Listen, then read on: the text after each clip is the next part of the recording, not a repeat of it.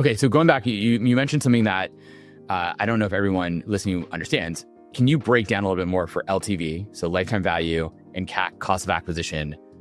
Define those a little bit more for people when you think through, like, what is a good LTV to CAC ratio that you care about? What even is a LTV to CAC ratio in the first place? What does that mean? And why is that so important? Why is that? It sounds like almost the number one metric for you in the business. Yeah, so CAC is just your customer acquisition cost. How much does it cost for you to acquire a customer? LTV is how much money does that customer pay you over the lifetime of their subscription. So CAC's really easy. How many customers you get divided by how much money you spent on marketing, or the other way around. And then LTV it's really easy for subscription-based businesses, especially if you're in tech. And then for our business is a subscription-based business. So we just take our average monthly ticket and divide it by our monthly churn rate. And that gives you kind of your approximate lifetime value. Yep. And then when you're thinking of those two things, as you said, you're thinking through, like, okay, well, how do I improve churn? Because churn is actually a really key lever, right? If you can get someone to stick around for an extra 1, 2, 3, 4, 6 months or something, that dramatically changes the lifetime value of that customer, which then changes how much you can spend on marketing. Yep, 100%. So yeah, churn is big. There's a lot of things that you try to do. So both Poop Scoop Millionaire and Swoop Scoop, one thing that we've done is try to implement longer billing cycles. So instead of billing, a lot of companies, they bill people weekly or after every visit. You start off monthly, but we found if we push it to quarterly, it dropped our churn at Swoop Scoop from 4% to less than 1% for our customers that were on quarterly billing. Wow, that I would not have imagined. Why do you think that is? Just people don't notice it as often, so they're not paying attention to their bills, basically, and they're not paying attention. I think that's one part. Obviously, they're also probably the higher quality customers, right, that can actually afford to pay more money on that.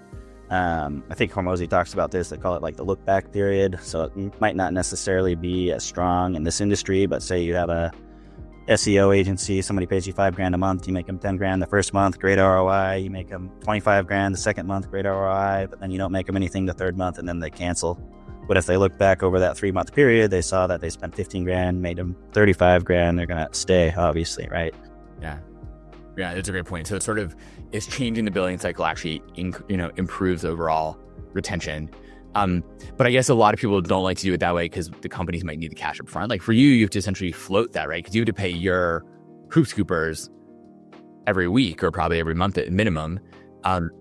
And so you're essentially floating that cash difference between when you get paid and when. So not exactly. We actually pre-bill all our customers, which eliminates all sorts of issues. So especially when it started, this was awesome because we were able to achieve a customer financed acquisition. So we'd spend like $50 to get a customer. We'd charge them for $100 initial cleanup in the prorated first month. Use that money to go get 2 or 3 more customers, and that's how we were able to scale up. So we started this business with like $1,000 like a couple of years ago, which was great. And then on the other side too is something that we're looking at. Just kind of like on the churn side, for the employee side, I've been doing some research, and it actually looks like you have higher retention the faster you're able to pay your employees. So instead of paying them once a month or every other week, we're looking at paying them at least once a week, just so they get a little quicker reward window. There's another industry, the trucking industry, they actually made it illegal. They used to pay people by the mile, and the money would just like drop into their account as they were driving, and people would drive for 2 or 3 days straight and get in all sorts of trucking accidents and stuff, just because of how effective that was. Really, because it was such an extent, it was like gamified. It gamified things so much that people wouldn't stop. Shortening the reward cycle for our employees, lengthening the paying cycle of how often people pay us for our customers. Looking at little things like that starts to add up.